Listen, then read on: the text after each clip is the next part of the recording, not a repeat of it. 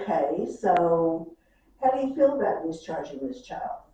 I don't think it's necessarily sound clinical judgment, but Okay, if you look at the treatment plan, he's not your typical ADHD kid. It's mom's like, oh, I just want prevention. I want prevention. I don't want him to be like his brother. I get that. Don't get me wrong. But the kid, he has his whole world turned upside down, and I'm like, so what is his diagnosis? ADHD, but he's not ADHD. So is there another diagnosis? And he's adjusting fine, but I'd say grief, but And the reason I ask, and I don't know if this is still true, because I've never used ADHD as a primary diagnosis. mm-hmm. Can it be these days? Used to you couldn't use that as your diagnosis. It is. You can now, so you can do that. Mm-hmm. Okay. Wow, I did not know that. Okay. It's the DSM as a diagnosis. Well, it is a diagnosis, but used to Medicaid wouldn't accept it as a primary diagnosis. You had to have something else, and then it could be a secondary. No. Okay. Okay. I didn't know. That's been several years, but like I said, usually when there's ADHD, there's something else going on. And yeah, the kid is he acting out or anything? No. Is he anxious, or did you do any of those screeners to see about his anxiety? Not anxious. And not depressed? Did you do a depression screen on him, or what screener did you use on him? Well, I actually got him from a different clinician, so he was a handoff. Okay. But he doesn't have anxiety. I don't think they ever did a beck on him, but I don't. Well, he's too young for a beck. We would do a scared or a scared. CARED, yeah, okay. yeah. Or there's a different one that we would use for, if he's ADHD, we would do it the Vanderbilt. He's not ADHD. We guarantee. Yet his diagnosis is ADHD. Yes. So the diagnosis is wrong. Yes. And does he see Ashley for medication? Or anybody for medication? He should. Because if he is, his ADHD may be controlled by meds. He may be, you know. See, I don't think he's on any. He might be on Oakland, maybe. I mean, every kid I see is on either Vyvanse or Oakland. So those are ADHD meds. Yeah. So if he does even have a slight ADHD diagnosis or problem, and he's on medication, first of all, unless he can go to a primary care doctor for his meds, and he can, then we probably don't need to discharge him. If his mother is in the hospital right now, I'm seeing him weekly. And he's not tiered. Why is he not tiered? Was he ever assessed? I wonder. You can look in there and find out probably what his last assessment date was. If he's never been assessed, of course his mom's in the hospital, so she can't be the one to.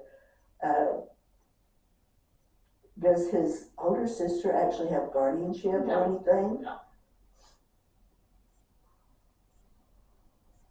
Can't really hold it against mom that she's not coming to meetings if she's in critical condition in the hospital.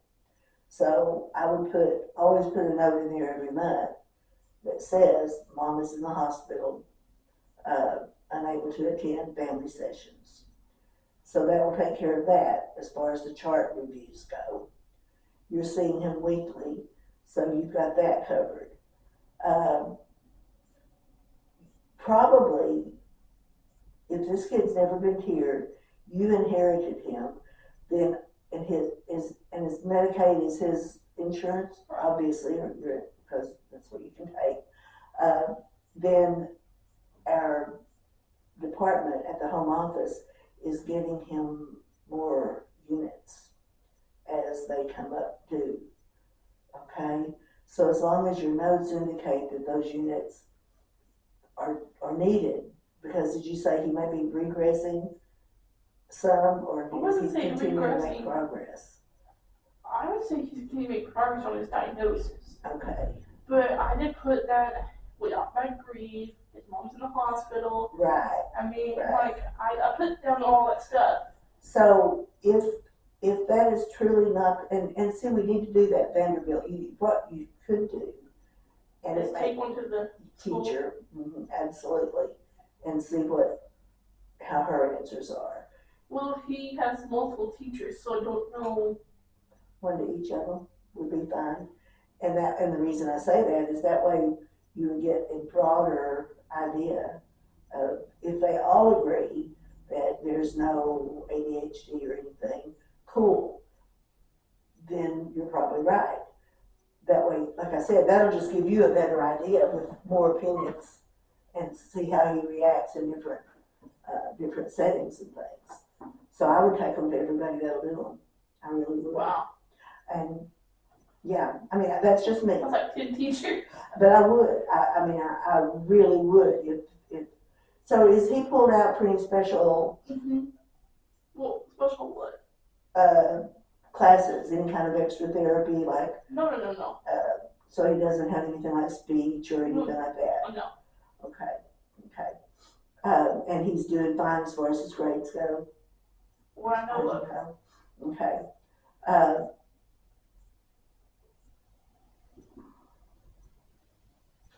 You could probably, I would take those to as many teachers as you feel like you want to. That'll be up to you. But I'm thinking, if nothing else, at least some kind of adjustment disorder is, that's my go-to for a lot of things. But if he's not acting out, there's nothing with mood. Like you said, grief, but again, I'm not sure that's a primary diagnosis. It doesn't have to be. I know it's in the manual, but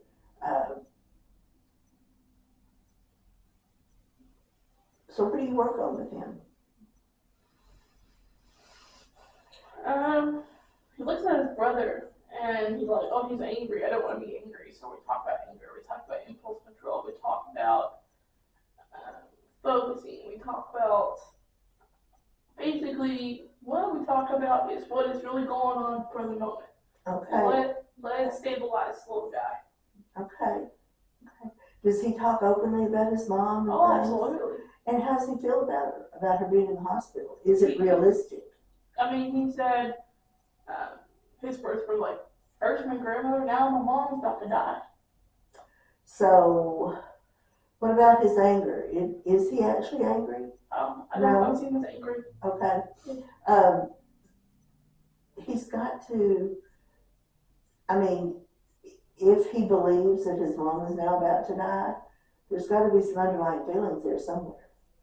So I would ask him the age-old question, how does that make you feel? and see what label he puts on it.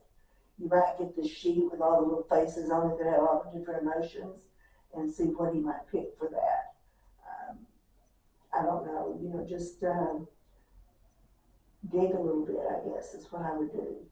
Because I think he needs the support right now. If nothing else, he just needs a consistent, constant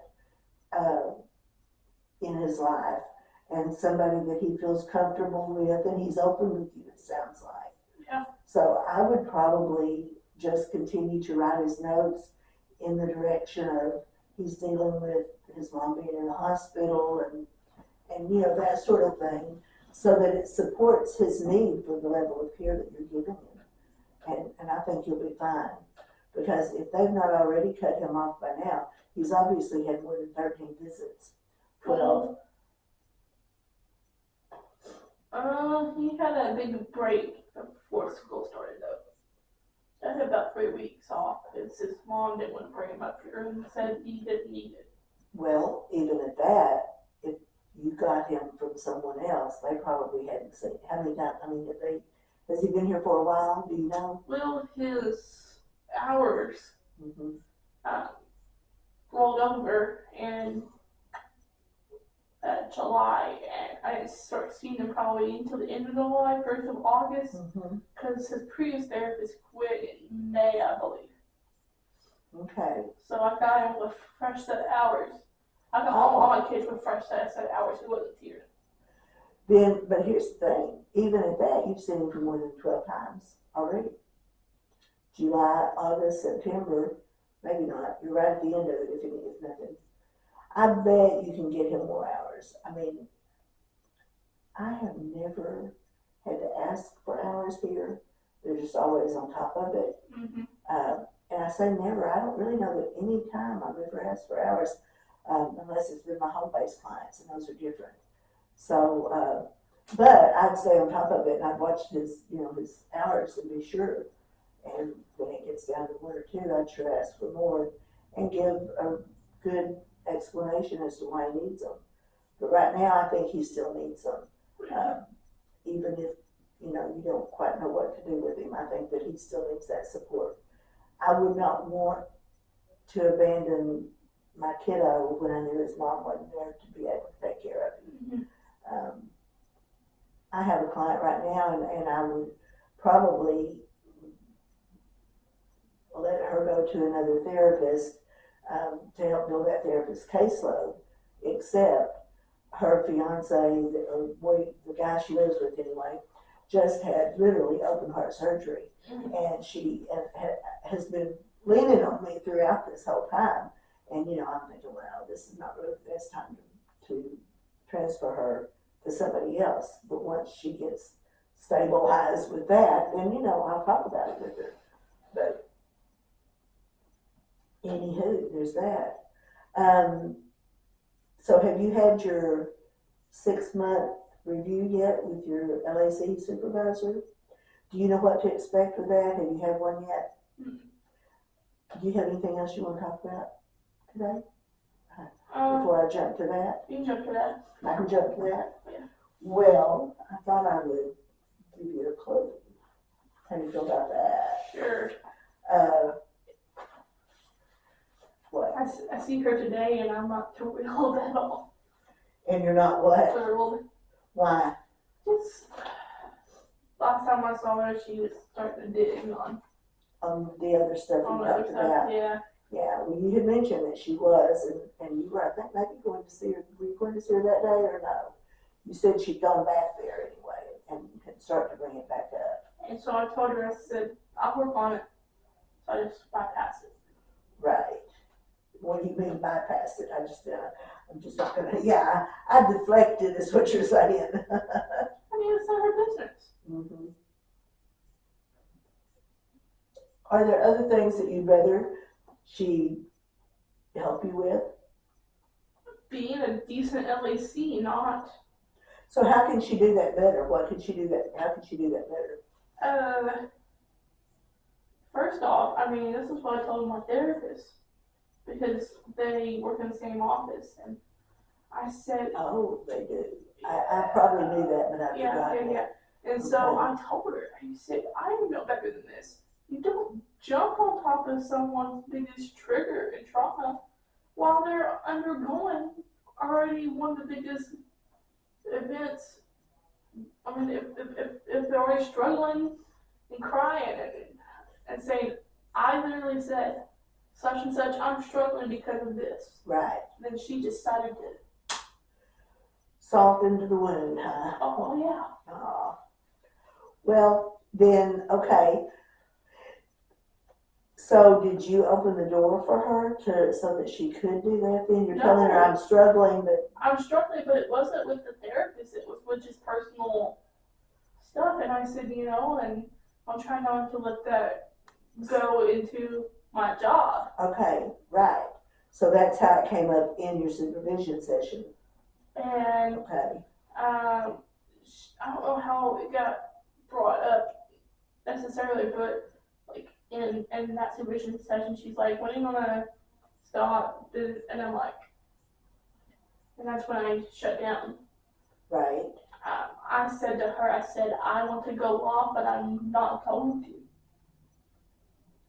So how could you, because where your goes for supervision, She never asked me about my goals. Well, this is the third time I've asked you about your goals. Yes, I know. What are your goals for supervision? And the reason I do that is because if she knew what your goals were, then so maybe that would be a good time to say to her, this, and this is my goal for supervision. Can we work on one of these today? You may have to redirect her in that way if this is not, because I agree, this is not the place for you have your therapist. You don't need her to, be that or tell you what you should and shouldn't do, probably, as far as your therapy is concerned. That's between the therapist that you have and you. Mm-hmm. That's kind of how I look at it. Mm-hmm. And if she keeps bringing it up, then you need a way to bring her back to where you need to be. So if there's something that you're wanting to talk about, say, I'll get to that. Or you can say, like you did, you kind of started it, but pull her back to where you need her to be. Because for some reason, she's on that track, and I don't know what that is. But does it seem important to her for some reason? She thinks I'm too dependent on your therapist. And then she's like, oh, it makes sense why you are, because I told her. I didn't tell her the whole entire story, but right. I like, this happened, and this happened. And she's like, oh, that makes sense why you have anxious attachment. I'm like, okay, yeah. Right. And so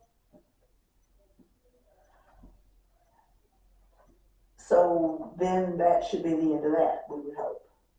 Was it the end of it that day? Yeah. Okay, good. And you were ready then, or able then to go on into whatever you needed to go into. I mean, she's telling me that I'm outgrowing all my friends, and I probably am. You're outgrowing all your friends? How do you feel about that? How do you feel about that? Yeah. That's sad. I'm not sad that I'm outgrowing them, because that's just. And in what way are you outgrowing your friends? One, I have a full-time job, and so there's that. Yeah. Two, I see the world in a way different way than they do. One of my good friends from grad school, she has become an alcoholic. Oh. The other one recently retired, and in the words of my supervisor, who was her supervisor during her internship, said she doesn't know how to see you as healthy.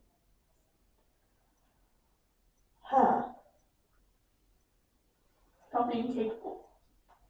Because she sees you as shattered and broken. Independent, as opposed to capable. Yet, do you feel that you're independent and capable? I mean, yeah, I'm fully independent as a person overall. Right.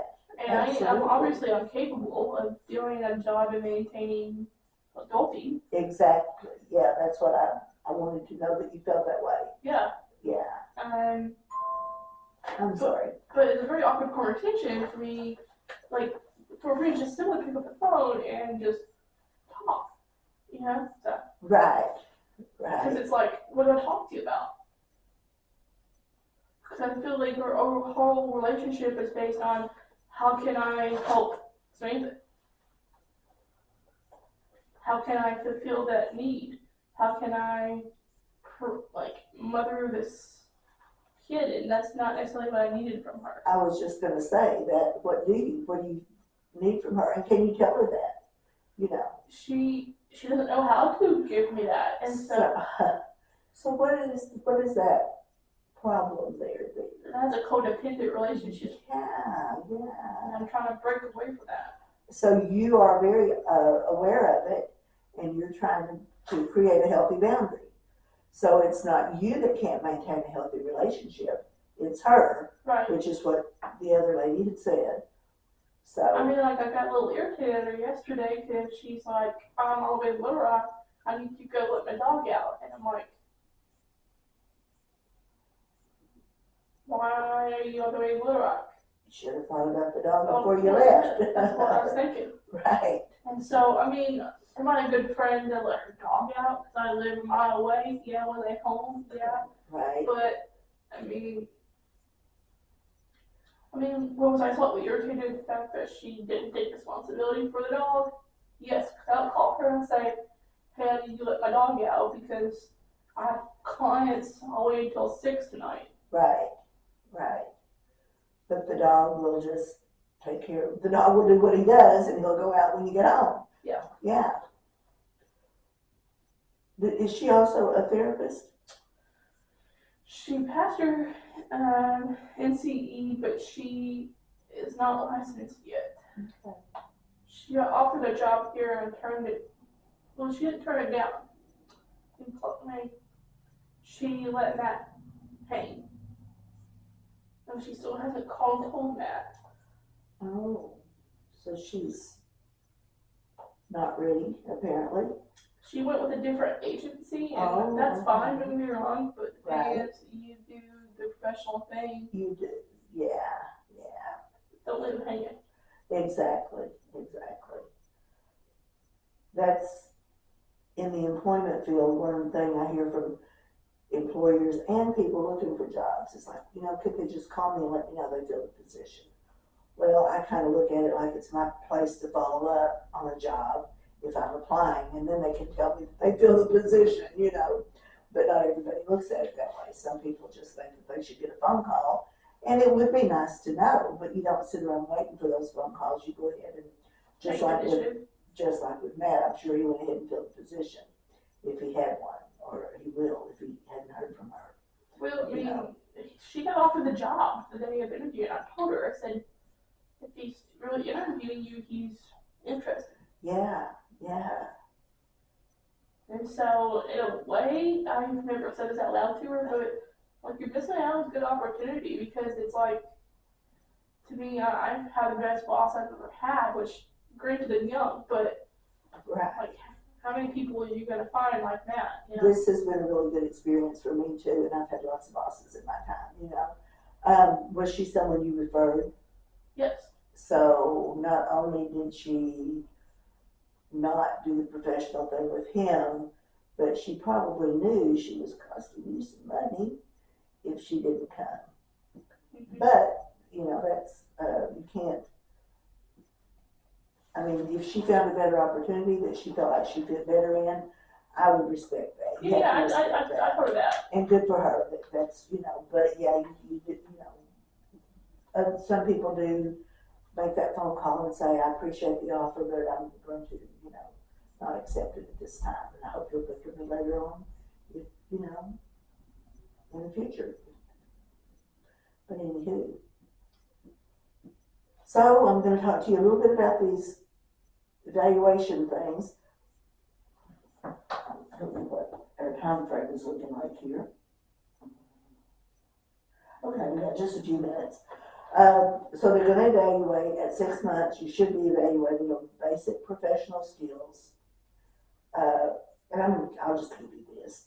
Identity as a professional, advanced professional skills, and then there's just a place for comment at the end. The supervisor. From your knowledge of this supervisee, what specific suggestions do you make for special attention or improvements during the next 6 months period? And then additional comments.